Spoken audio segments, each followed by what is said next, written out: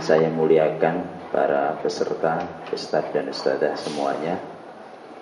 Pagi hari ini betul-betul mohon maaf mendadak, tapi membuat barokah sehingga saya bisa sampai sini. Jadi ada miskomunikasi, ya ini salah satu materi yang nanti juga akan kita bahas, terjadinya miskomunikasi. Jadi harusnya pelatihan ini dilaksanakan bulan depan. Nah, ternyata Ustadz Rohim sudah menyampaikan kepada manajer kami. Nah, manajer kami yang mungkin saking banyaknya kegiatan, prosedurnya nggak dijalankan, sehingga tidak terjadi dokumentasi bahwa memang ini dilakukan.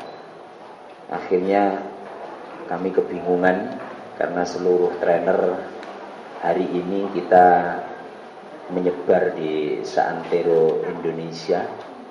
Ada 2 trainer kami yang juga sedang mengisi di Ceko, Praha sana. Kemarin ngisi di Belanda.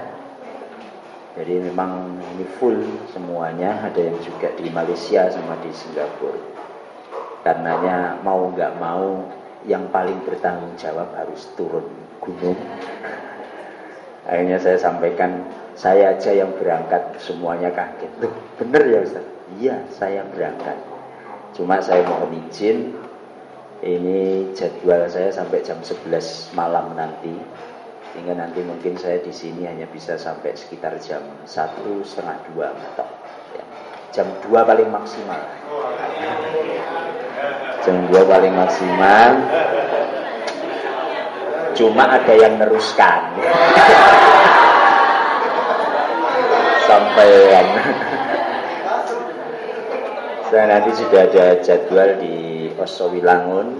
Lalu setiap hari Kamis saya punya kajian di BRI Syariah yang Jalan Sulawesi, rutinan.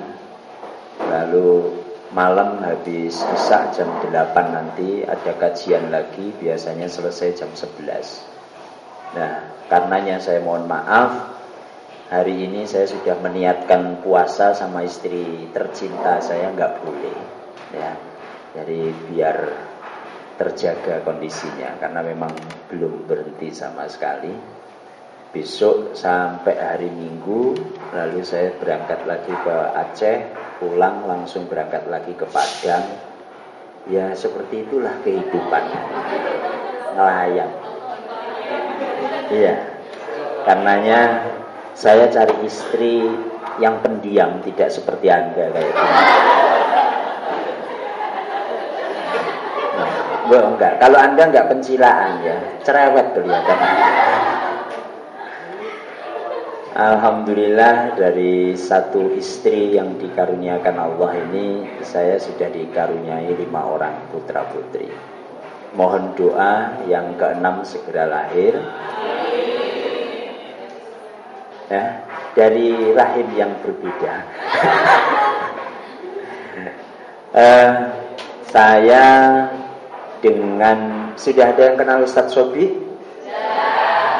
Jadi di KPI itu ada 3 orang yang paling lama, yang sekarang jadi pimpinan. Yang pertama saya, yang kedua Ustadz Sobi, yang ketiga Ustadz Edi Setiatmoko. Sudah pernah kesini belum? Nah, ini 3 orang ini yang paling lama di KPI. Hanya secara formalnya Ustadz Sobi lebih duluan.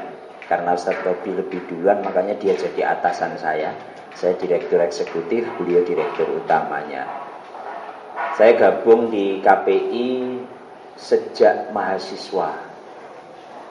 Dapat istri juga di KPI, dijodohkan.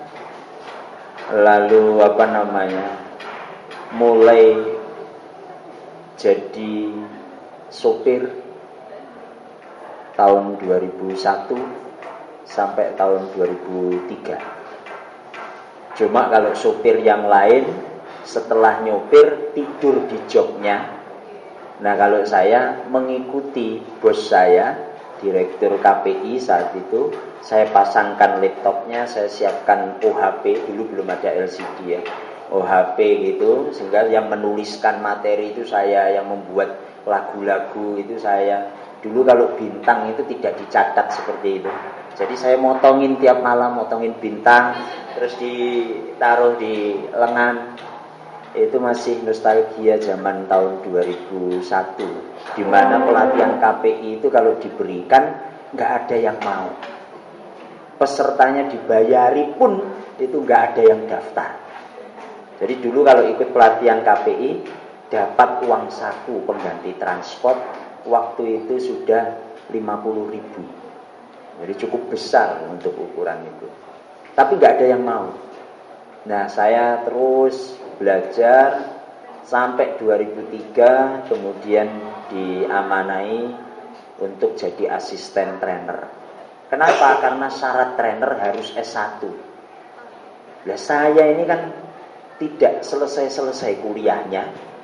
Saya dulu nganggur, kelamaan di pondok. Orang pondok itu seneng kan, lupa. Jadi lupa nikah, lupa gini gitu ya. Ya terlalu ikhlas ya, makanya jangan lama-lama di pondok ya. Ada yang masih bujang.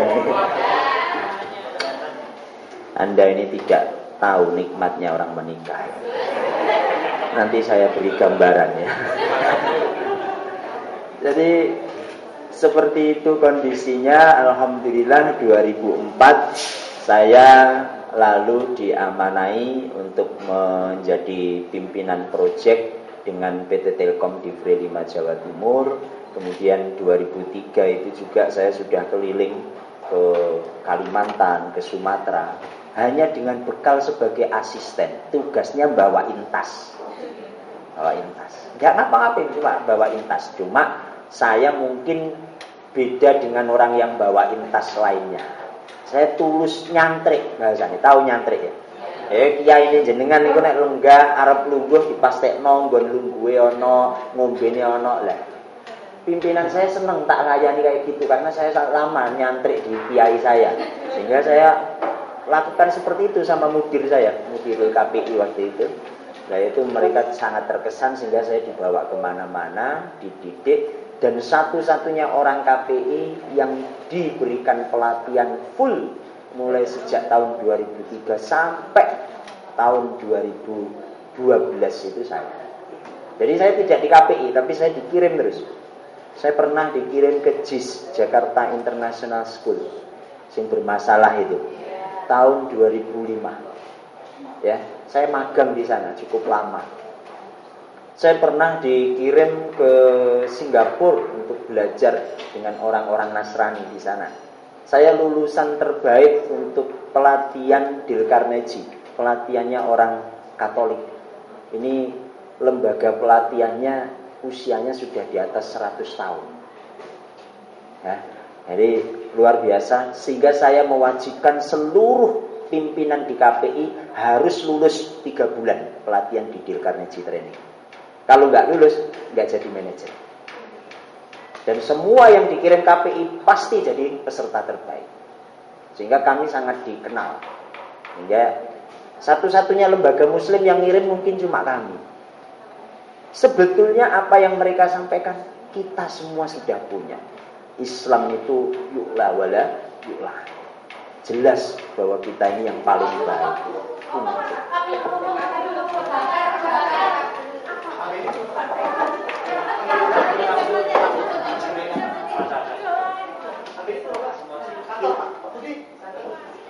Yang hitam. Ambil itu Budi.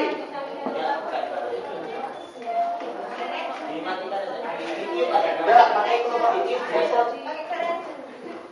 Perutnya digantung. Nggak usah berdoa.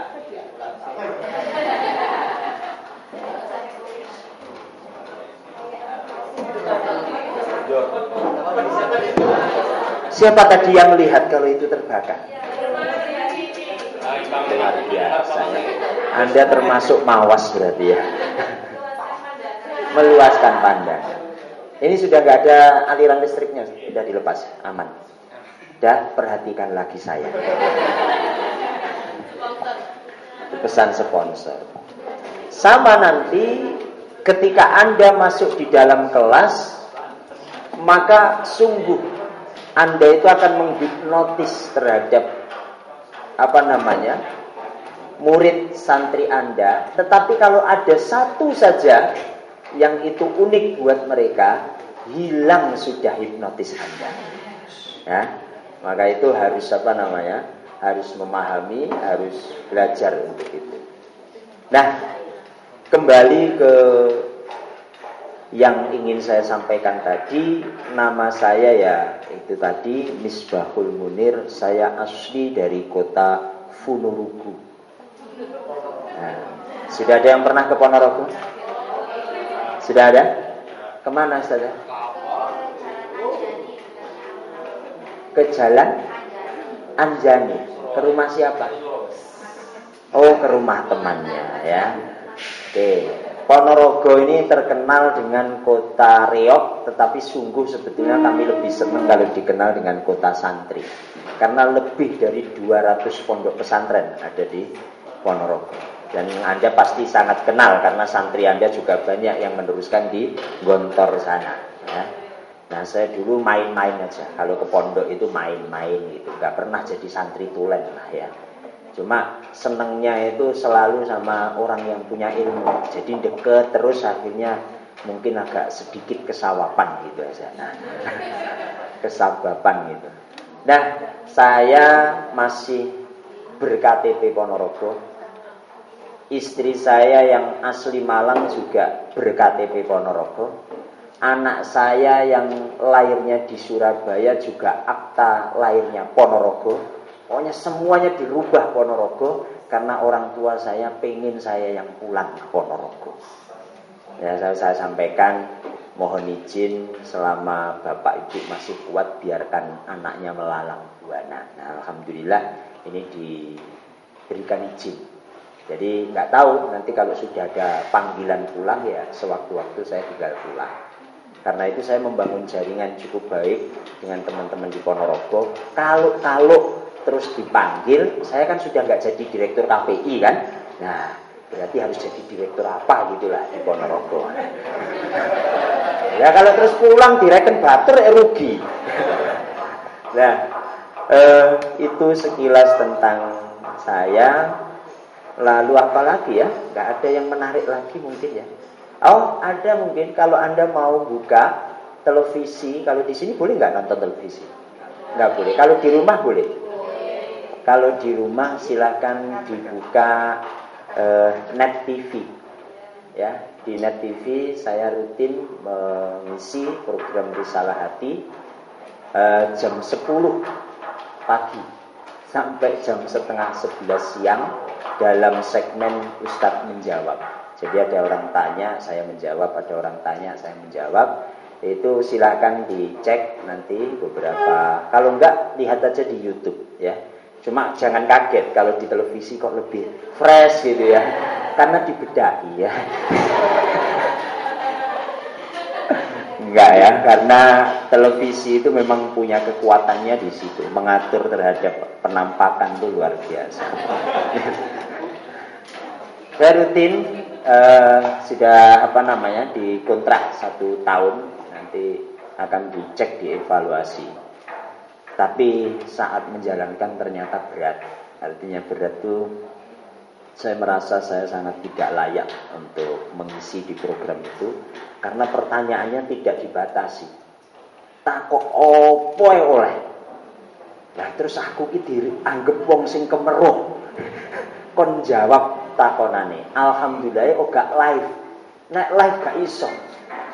Nah, karena ini 1 hari. Jadi kayak besok syuting, kemarin saya syuting, berarti hari Selasa itu sudah masuk pertanyaannya. Malamnya mutolaah. Ya, kita bukain lagi kitab kita, belajar lagi, dan hampir semua pertanyaannya selalu khilafiyah.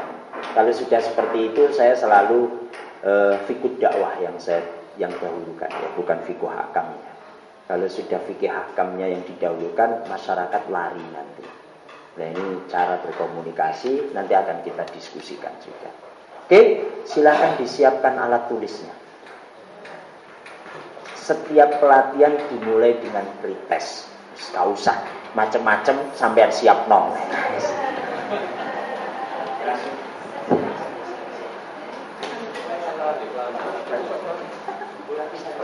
Pelan-pelan aja ya, karena saya sendirian. Oh, semua saya sudah siap, alat-alat siap. Siap saya keluar. Boleh nanti bapak-bapak ya. Siapa namanya? Saya kasih bisa.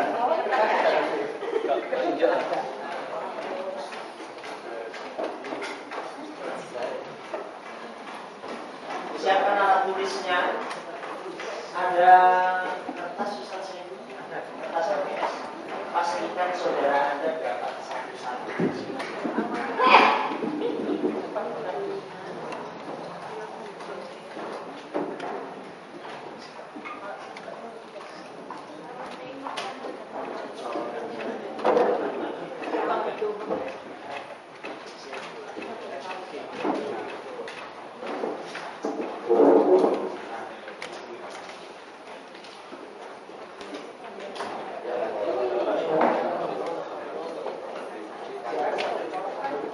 Nggak ada colokan lagi ya Pak?